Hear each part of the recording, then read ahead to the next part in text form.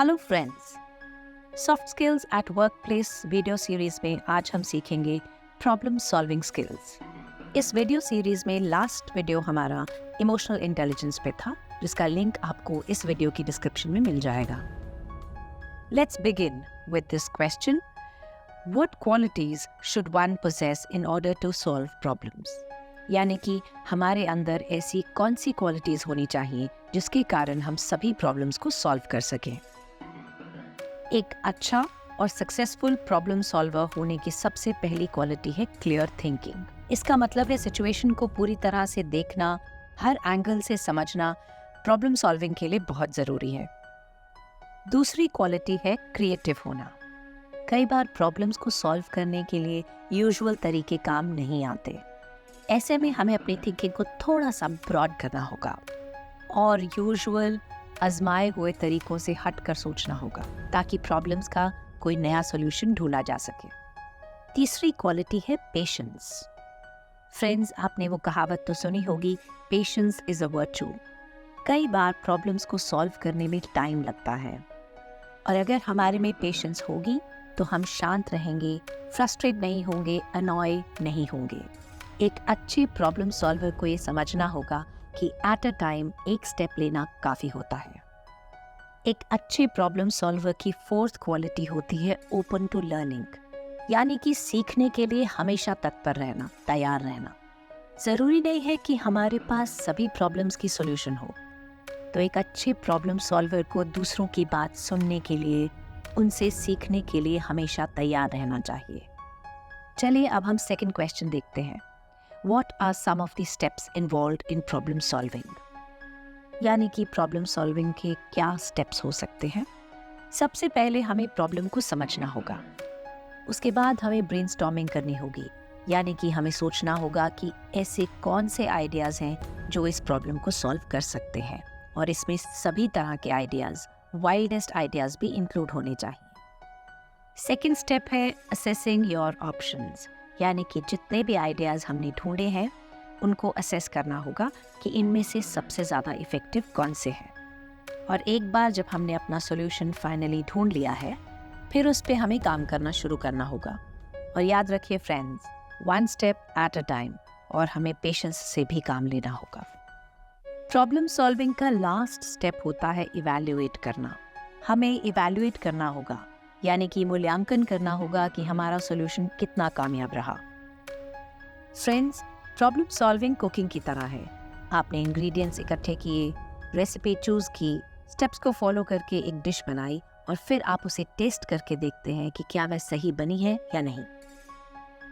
Problem solving skills में हमारा next question है, what are the characteristics of an effective solution?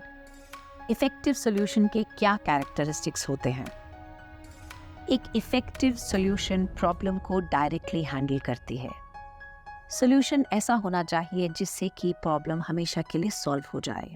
जैसे कि रूफ लीक कर रहा हो तो पैच लगाकर टेम्परेरी सॉल्यूशन ढूंढने की बजाय अच्छा मटेरियल लगाकर लीकेज को परमानेंटली रोका जाए।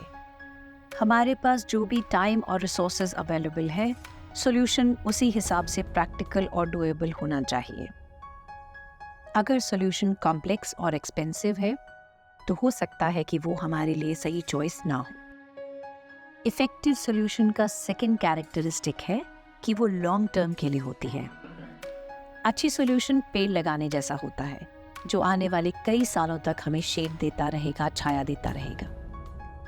Characteristics number 3, N effective solution should have positive outcomes. अच्छी सॉल्यूशन का पॉजिटिव आउटकम होता है। अच्छी सॉल्यूशन सिचुएशन को बेटर बनाती है, ना कि नई प्रॉब्लम्स को क्रिएट करती है। अच्छा सॉल्यूशन ढूंढना एक सही रूट चूज करने जैसा होता है, जो हमें हमारी डेस्टिनेशन तक बिना किसी ट्रैफिक जैम के, बिना किसी रुकावट तक पहुंचा सके। एक अच्छा प्रॉब्लम सॉल्वर अपनी प्रॉब्लम की कैसी सॉल्यूशन ढूंढता है, इसे हम एक एग्जाम्पल से समझते हैं। In the course of your life as an employee, you may find that something goes missing from your custody. You are responsible for what has been lost. What will you do in such a situation? मेरी work place पे मेरी custody में रखी हुई कोई भी चीज़ अगर गायब हो जाती है तो सबसे पहले मैं शांत रहूंगी, पैनिक नहीं करूंगी। फिर मैं याद करूंगी कि मैं कहाँ कहाँ गई थी जहाँ पर वो चीज़ गुम हुई हो सकती है। फिर भी अगर वो चीज़ नहीं मिलती है तो मैं अपने सुपरवाइज़र या मैनेजर या इमीडिएट सीनियर को इन्फॉर्म करूंगी। रिस्पॉन्सिबिलिटी लेना ज़रूरी है, इसलिए मैं ओन करूंगी कि मुझसे गलती हुई है। उस मिसिंग आइटम को ढूंढने के लिए कोई भी इन्वेस्टिगेशन या एफर्ट किए जाते हैं, उसमें मैं पूरी तरह से कोऑपरेट करूंगी। हमारी हर मिस्टेक हमें कुछ सिखाती है, इसलिए फ्यूचर में मुझसे कोई भी चीज़ ना गुम हो, इसका मैं ध्यान रखूंगी। फ्रेंड्स, हमारा अगला क्वेश्चन है कि प्रॉब्लम सॉल्व करने के लिए जो भी हमने स्टेप्स लिए हैं, वो किस तरह से प्रॉब्लम को सॉल्व करते हैं। जब मेरी कस्टडी से कोई चीज़ गुम हुई थी तो हमारा सबसे पहला स्टेप था कि हम शांत रहेंगे और पैनिक नहीं करेंगे। पैनिक करने से कोई फ़ायदा नहीं होगा, तो बेटर होगा कि हम क्लियर माइंड से प्रॉब्लम की सॉल्यूशन ढूंढें। हमारा सेकंड स्टेप था कि हम वापस से सारी जगहों पर जाएं जहां पर वो चीज़ गुम हुई हो सकती है। इससे पॉसिबल होगा कि शायद जहां पर वो चीज़ गुम हुई थी वहां से हमें वो मिल जाएगी। जैसे कि जब हमारे घर से कोई चाबी गुम हो जाती है तो हम वापस से सभी कमरों में जाते हैं जहां जहां हम पहले गए थे।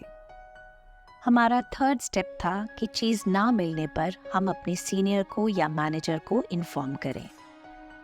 इससे हम ऑनेस्टली सारी बात अपने सीनियर को बता सकेंगे और जो कुछ भी हुआ है उसके लिए हम अपनी रिस्पॉन्सिबिलिटी ले सकेंगे। सारी सिचुएशन को जानने के बाद हमारे सीनियर्स को उस प्रॉब्लम को सॉल्व करने में आसानी होगी। फॉर एग्जाम्पल, आपसे किसी के घर में उनकी कोई चीज़ गलती से टूट गई तो आप ऑनेस्टली उन्हें बता देते हैं और वो उसका सोल्यूशन ढूंढ लेते हैं। हमारा अगला स्टेप था कि मिसिंग आइटम को ढूंढने के लिए जो भी इन्वेस्टिगेशन जारी है उनमें हम अपना कोऑपरेशन दें। इससे ये जाहिर होगा कि प्रॉब्लम का सोल्यूशन ढूंढने में हम विलिंग हैं। ये बिल्कुल वैसा है जैसे कि आपका दोस्त अगर कोई चीज़ गुमा देता है तो आप उसकी हेल्प करने के लिए किसी भी हद तक जा सकते हैं। हमारा आखिरी स्टेप था कि हम इस प्रॉब्लम से कुछ सीखें और फ्यूचर में ऐसी गलती रिपीट ना हो, इसके लिए ध्यान रखें। तो इससे हम अपनी बिलोंगिंग्स का ज़्यादा ध्यान रखेंगे और चीज़ों का ट्रैक रखने के लिए एक बेटर सिस्टम को इम्प्लीमेंट करेंगे। फॉर एग्जाम्पल, हम दरवाजे के पास एक हुक लगा दें जहाँ पर हम चाबियाँ टांग दें ताकि वो चाबियाँ दोबारा गुम ना हो। ये फाइनल स्टेप प्रॉब्लम सॉल्विंग के लिए ज़रूरी है ताकि ऐसी सिचुएशंस फ्यूचर में दोबारा ना हो। Thank you friends for watching, keep learning and don't forget to like, share and comment.